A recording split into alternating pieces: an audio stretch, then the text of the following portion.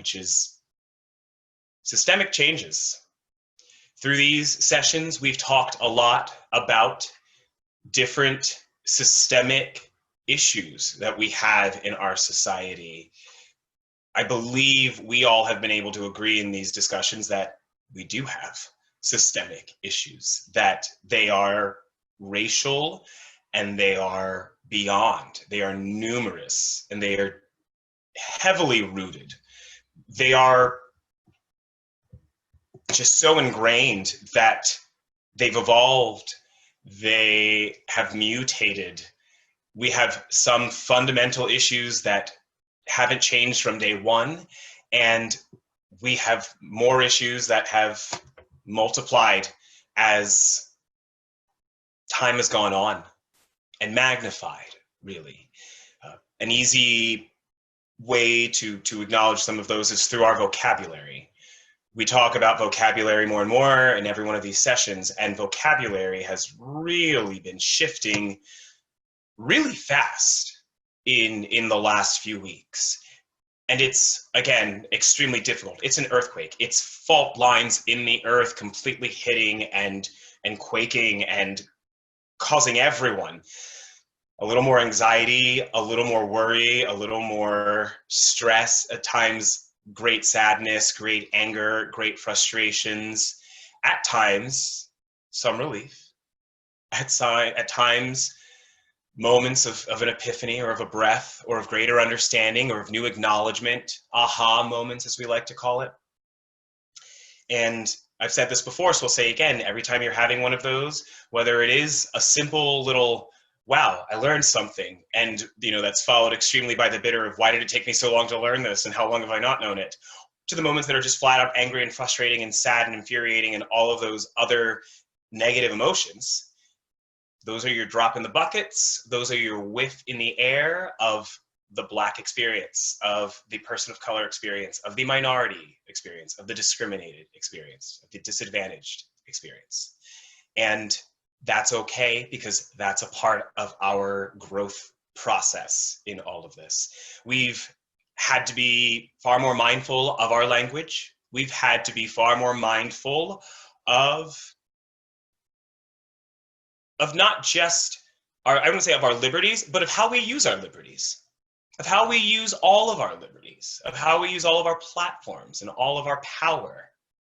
And that's okay. That's good. That's growth. That's everyone having to work on it. We're seeing society make significant shifts, and in some ways they seem very insignificant, and at the same time they are still of the utmost significance, because they are the changes that are happening. They are the small changes. We've seen more police officers being held accountable for their actions and choices in the last few weeks than most of us have seen in our lifetimes. We are seeing problematic icons and mascots and symbols being removed, being discussed, sometimes just being taken down out of public sight and being put away, not to be forgotten, never to be forgotten. Those who cannot remember are failed to repeat, but to no longer be glorified, to no longer represent an idea that could still be celebrated, although it has been agreed that it was morally wrong or inappropriate or detrimental. And we're seeing that from portraits being removed in official buildings in Washington, to Confederate statues coming down across the country.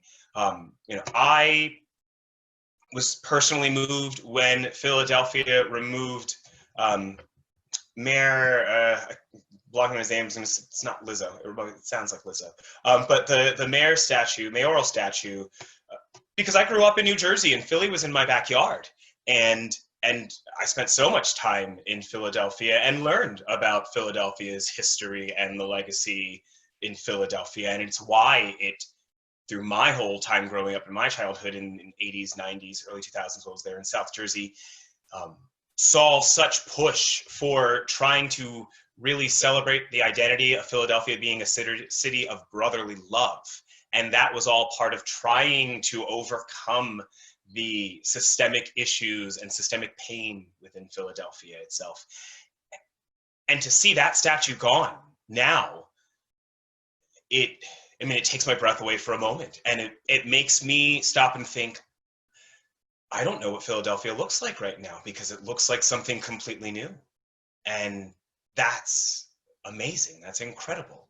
And we see that happening across the country. In San Diego, we had an amazing outpour through social media of trying to alert the public of our police budget and of trying to raise our voices to say something about how that money was being used. And there was such a push and such a voice from the people of what we felt and what we thought.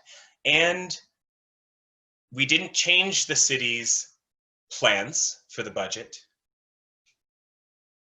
but that in itself changed us even more.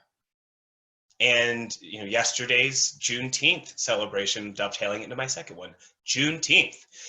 Yesterday's